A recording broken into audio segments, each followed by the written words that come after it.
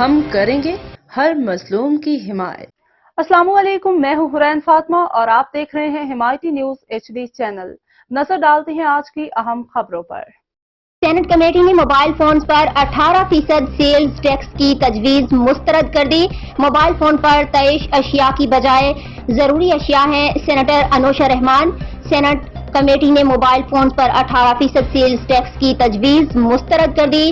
Saint کی قائمہ committee برائے خزانہ اور محصولات نے $200 تقریباً 56,000 روپے تک کے موبائل فونز پر 18% سیلز ٹیکس عائد کرنے کی حکومتی بجٹ تجویز کو مسترد کر دیا ہے۔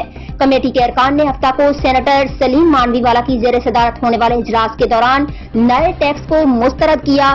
کمیٹی کی رکن انوشا رحمان نے کہا کہ موبائل فون پر طیش اشیاء کی بجائے ضروری اشیاء ہیں۔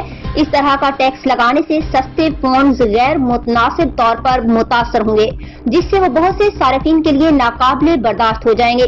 سینیٹر نے کہا کہ وفاقی حکومت بین الاقوامی مالیاتی فنڈ IMF کے لیے غریبوں پر بہت زیادہ بوجھ ڈال رہی ہے۔ انہوں نے کہا کہ موبائل فونز پر پہلے ہی متعدد ٹیکسز ہیں، جن میں کالز اور چارجنگ سروسز پر ٹیکس شامل ہیں۔ انہوں نے اس بات پر بھی افسوس کا اظہار کیا کہ federal board of revenue FBR کی ٹیکس پالیسیاں سرمایہ کاروں کو ملک سے دور کر رہی ہیں۔